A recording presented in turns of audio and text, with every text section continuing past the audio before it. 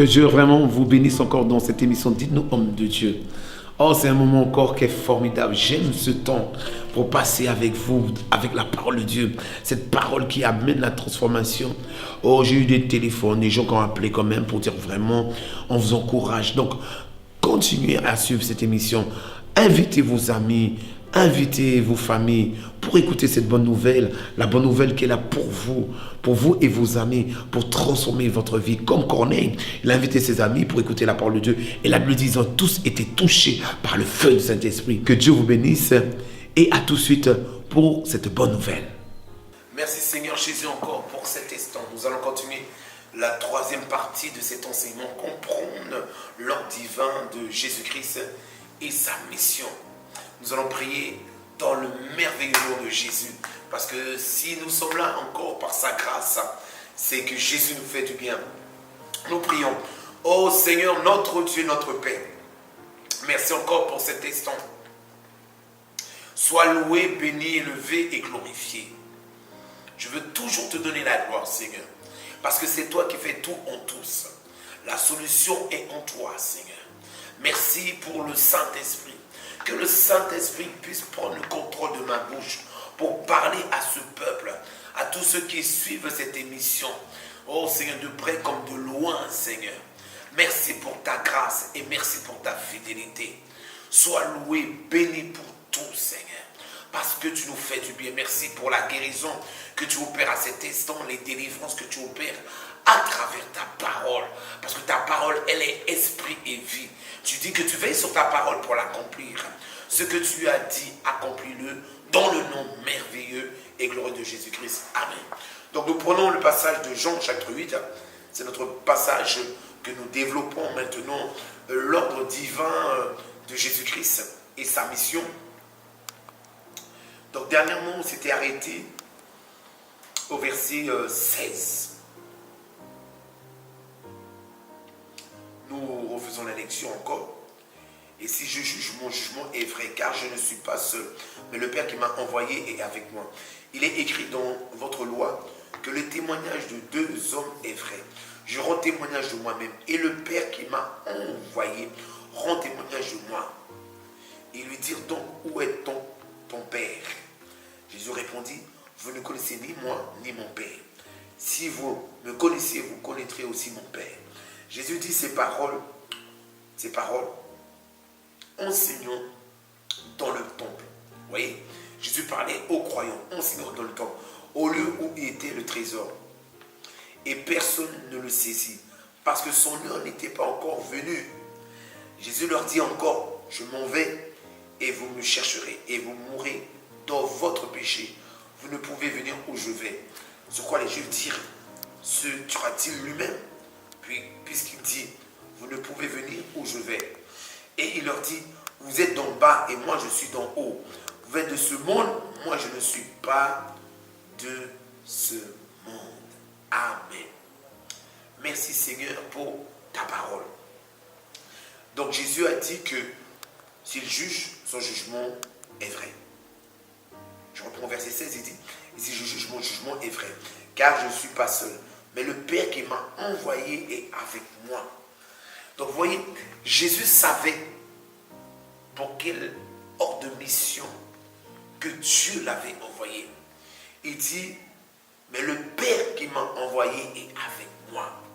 Le Père, vous savez une chose, Israël, à cette époque-là, ne connaissait pas le Père. Israël connaissait Dieu étant que Dieu. L'Éternel des armées, Jéhovah Jireh, Jéhovah Tchkenu, Jéhovah Shalom. Vous savez, aujourd'hui aussi, il y a beaucoup de gens qui connaissent Dieu dans la connaissance. Jéhovah Jireh, Jéhovah Shalom, c'est une bonne chose. Mais tu dois connaître Dieu dans la dimension de Père. Qu'est-ce que ça veut dire, Père? Il dit, mon Père, excusez-moi, mais le Père qui m'a envoyé est avec moi. Le Père. C'est-à-dire, quand il parlait du Père, Jésus comprenait, voulait faire comprendre par là que le Père, c'était un responsable. Dieu étant que Père est responsable. Jésus, et David a pu définir comme cela. Il dit, l'Éternel est mon berger et je ne manquerai de rien. C'est-à-dire dans le sens que Dieu, c'est un berger. Maintenant, quand on comprend la définition de berger, un berger, c'est quelqu'un qui a des brebis. C'est quelqu'un qui sait prendre soin de ses brebis. C'est quelqu'un qui sait guérir ses brebis. C'est quelqu'un qui sait défendre ses brebis. C'est quelqu'un qui sait orienter ses brebis. C'est quelqu'un qui sait donner la nourriture à ses brebis. C'est quelqu'un qui a de l'attention. Donc le Père, quand il dit mon Père m'a envoyé, c'est-à-dire c'est une histoire de relation. C'est pour cela que quand Jésus a donné l'exemple de la prière, il a dit notre Père qui est aux cieux, que ton nom soit sanctifié. C'est-à-dire quand on parle de Père, c'est-à-dire on a ce sens filial avec Dieu le Père. C'est pour ça que dans tes prières, tu dois dire Père. Pour moi, je dis Père parce que c'est mon Père. Je suis son enfant. Il m'a permis de rentrer dans sa famille. La Bible dit que nous étions tous étrangers. On était étrangers aux choses de Dieu. C'est-à-dire aux choses du Père. On était étrangers. Mais Dieu nous a greffés en lui. Pour que nous ne soyons pas étrangers, mais qu'on ait une alliance avec lui. Comprenez bien ce que je dis en ce moment. Le Père, c'est un responsable. Mais le Père qui m'a envoyé, Jésus était conscient qu'il était venu pour une mission, que c'est son Père qui l'avait envoyé. Vous savez, quand quelqu'un est envoyé de la part de Dieu, il vient avec un mandat. Aujourd'hui, beaucoup de gens ont dit, ils prêchent la parole, mais on dit qui t'a envoyé? C'est le Père. Mais avec quel mandat que tu viens? Avec quel mandat? Parce qu'aujourd'hui, hélas, dans le milieu chrétien, il y a beaucoup de descentes. Il y a des gens qui s'autoproclament pasteurs. Il y a des gens qui s'autoproclament bishop, apôtres, je dirais apôtres, évangélistes, prophètes, pasteurs. Mais nous ne voyons pas le fruit du ministère. Nous ne voyons pas le caractère du ministère. Ici, Jésus dit, mais le Père qui m'a envoyé est avec moi. J'aimerais te dire une chose. Si tu reçois Jésus, tu dois parler comme Jésus. Dire que le Père est avec moi. Le Saint-Esprit est avec moi aujourd'hui. La Bible dit, si Dieu est pour toi, qui sera contre toi? C'est une dimension aussi où le Seigneur veut t'éclairer. Pour te montrer une chose, quand tu l'as accepté comme Seigneur et Sauveur personnel, il est avec toi. Si maintenant il y a des gens qui se lèvent contre toi, Dieu va se lever. Et tant que lion, j'ai dit Jésus-Christ c'est un lion, il va se lever pour dévorer tes adversaires. C'est pour cela que tu ne dois pas craindre. C'est pour cela que tu dois être déterminé. C'est pour cela que tu dois avoir les yeux fixés sur Jésus-Christ seulement. Parce qu'il est celui qui va te défendre. La Bible dit nous sommes plus que vainqueurs. Oh, une multitude peut venir contre toi. Jésus va les mettre en route. Car la Bible dit une chose. Ils viendront par un chemin. Mais ils partiront par 7 chemins. Moi, je le déclare dans ta vie. Tous ceux qui t'attaquent, la lumière va les mettre en fuite. La lumière, c'est qui? C'est Jésus. Le feu dévorant. Dieu est un feu dévorant contre tous tes ennemis. Je prophétise au nom de Jésus que toi, tu seras la tête et non la queue. Tout ce qui fait obstacle à ta vie, regarde-moi bien, tout ce qui fait obstacle à ta vie, Dieu te délivre maintenant, dans le nom de Jésus. Tout ce qui s'oppose à ta destinée, ce qui s'oppose à ta lumière, c'est-à-dire à ta connaissance, pour que tu puisses te manifester, pour que tu puisses avancer, je le détruis maintenant au nom de Jésus et je proclame la victoire. La Bible dit que nous sommes plus que vainqueurs. Nous ne devons pas craindre. Oh, nous, enfants de Dieu, nous ne devons pas craindre parce qu'il est avec nous. Il a dit, il sera toujours avec nous. Jésus a dit, je ne vous abandonnerai jamais. Je serai toujours avec vous. Il faut croire à la parole de Christ. Christ ne ment pas. Oh, que tout homme puisse passer comme menteur. Tout apôtre, tout ce que vous voulez, puisse passer comme menteur. Mais que Jésus-Christ, non. Vous savez, Jésus connaît mieux notre vie que nous-mêmes. Jésus continue, au verset 17, il dit, il est écrit dans votre loi que le témoignage de 2 hommes est vrai. Il dit ensuite, je rends témoignage de moi-même et le Père qui m'a envoyé rend témoignage de moi. Parce que là, Jésus est en train de montrer la mission qu'il a, qu'il faut la comprendre. Dieu l'a envoyé et Dieu rend témoignage de Jésus-Christ. Comment Dieu rend témoignage de Jésus-Christ? C'est-à-dire tout ce que Jésus-Christ a accompli. Exemple, quand il est venu devant le tombeau de Lazare, Jésus a dit, Père, je te rends grâce parce que tu m'exauces toujours, mais à cause de Lazare sort et Lazare est sorti. Jésus, quand il a pris le pain, quand il a multiplié le pain, il a rendu grâce simplement au Père. Il y a eu une multiplication. Donc le Père a confirmé. Quand Jésus a chassé les démons, le Père a confirmé. Pourquoi? Parce que la Bible dit une chose, que Dieu le Père, Dieu veille sur sa parole pour l'accomplir. Il dit la parole de Dieu ne revient jamais à lui sans avoir accompli ses desseins. La parole de Dieu ne reviendra jamais à lui. Si tu reçois cette parole-là maintenant au nom de Jésus, pendant que je prêche, il y a des choses qui doivent se passer en toi. Le feu du Saint-Esprit, la lumière de Dieu puisse couler en toi, puisse toucher et briser ce qui te retient, briser ce qui oppresse ta tête, tout ce qui oppresse ta vie. Brisé, soit libéré au nom de Jésus-Christ. Parce que la lumière, la puissance de la lumière est là sur toi. Verset 19. La Bible dit, ils lui dirent donc, où est ton Père? Jésus répondit, vous ne connaissez ni moi, ni mon Père. Vous ne connaissez ni moi, ni mon Père. Il parlait aux croyants.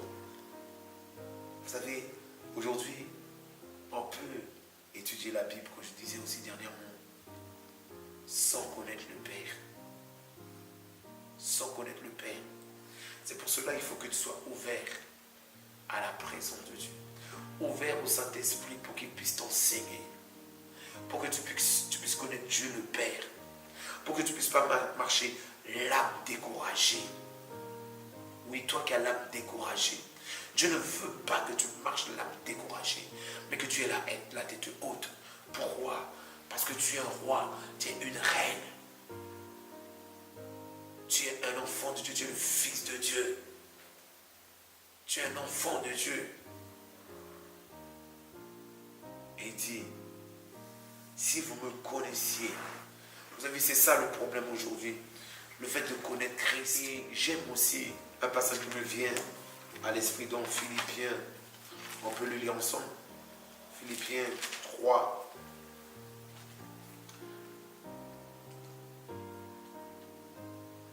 Paul dit au verset 12, ce n'est pas que j'ai déjà remporté le prix ou que j'ai déjà atteint la perfection, mais je cours pour tâcher de le saisir.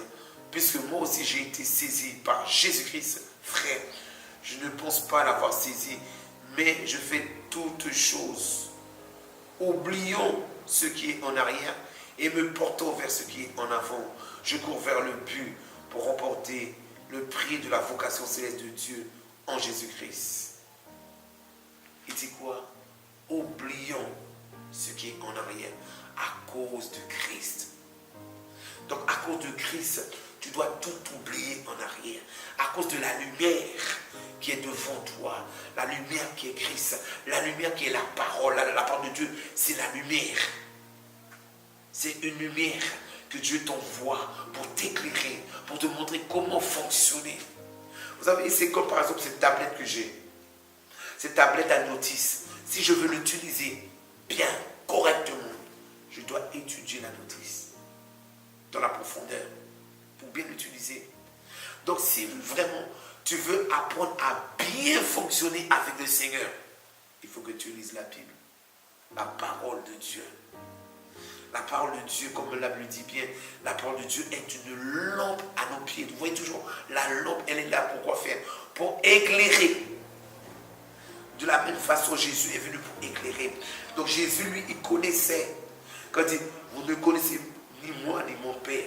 Si vous me connaissiez, vous connaîtrez aussi mon Père. C'est-à-dire, si on ne connaît pas Jésus-Christ, on ne connaît pas le Père. Jésus parlait maintenant, comme je dit, Jésus parlait à des croyants. Ils ne connaissaient pas le Père. Ils ne connaissaient pas le Fils. Ah, mais pourtant, ils étudiaient la loi. Pourtant, ils étaient au temple. Oh, je dirais aussi, c'est vrai. J'encourage beaucoup les gens, comme la Bible dit, qu'ils étaient assidus au temple. Ils écoutaient les enseignements des apôtres. Il faut écouter les enseignements des apôtres. Il faut écouter les enseignements de ton pasteur. Mais ne sois pas quelqu'un qui ne connaît pas, qui n'a pas de connaissance. Tu dois rentrer dans une profondeur. Tu ne dois pas te vouer par rapport à ce que le pasteur a dit. Aujourd'hui, c'est ce que les gens disent. Le pasteur a dit, tel pasteur a dit. Je n'ai rien à faire de ce que les pasteurs disent. Excusez-moi de vous dire cela. Ni les apôtres, tout cela, je n'ai rien à faire. Mais ce qui m'importe, c'est ce que Dieu dit. Vous savez même aussi les diagnostics des médecins. Le médecin dit, ah, tu vas mourir dans 3 jours. Ok, je suis d'accord parce que les médecins, ils ont des facultés qui viennent de Dieu. Mais ce qui importe plus, ce que Dieu dit de toi.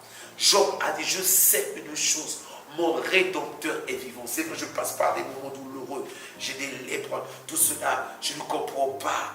Parce que Job a pété les plombs, même aussi quand il a tout perdu.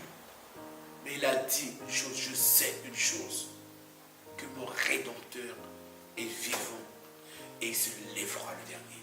Tant que Dieu n'a pas dit la dernière parole, le dernier mot, tu dois croire en Dieu.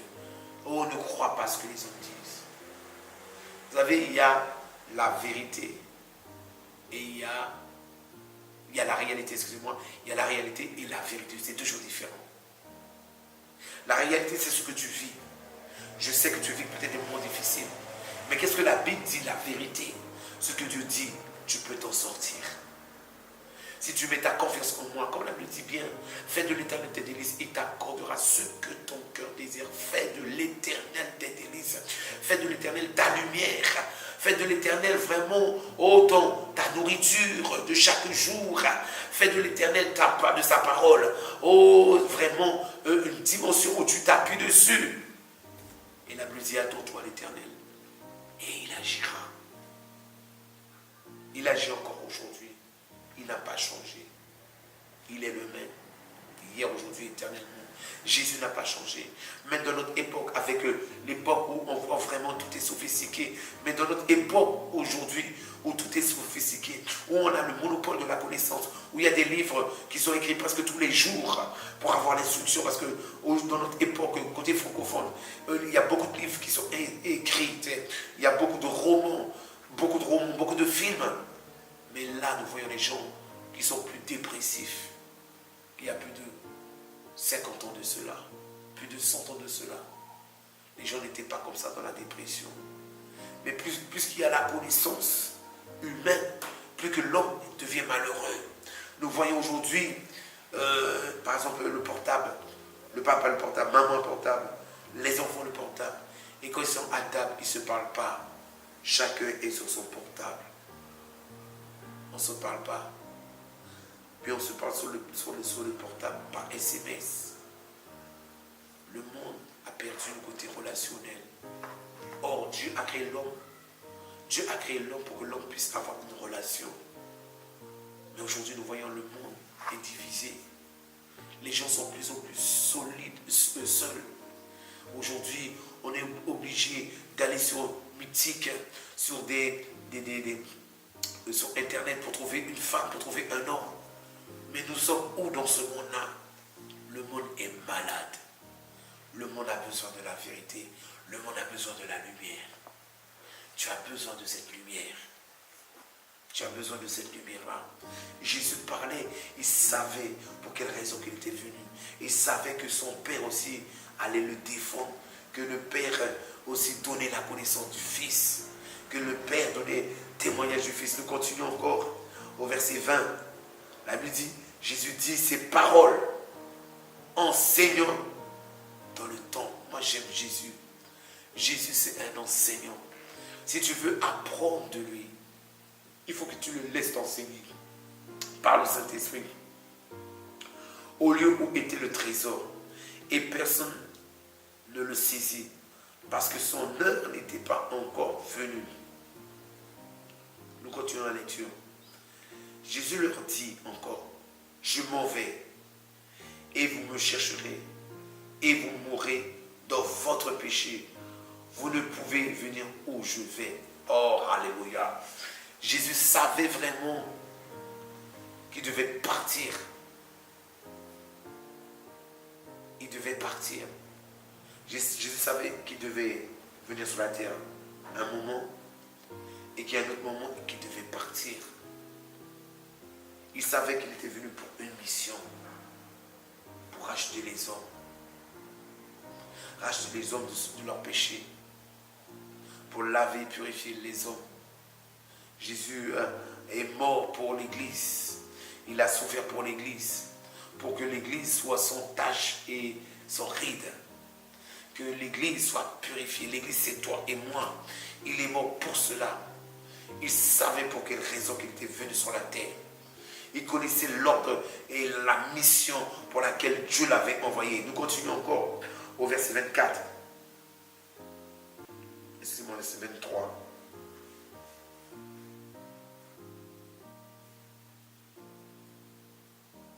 Il leur dit, vous êtes d'en haut.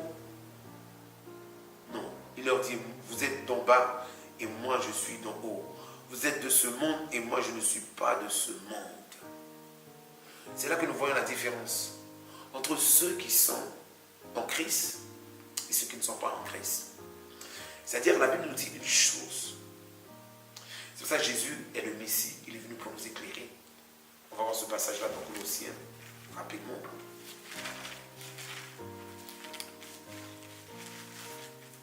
Donc, vous êtes ressuscités avec Christ.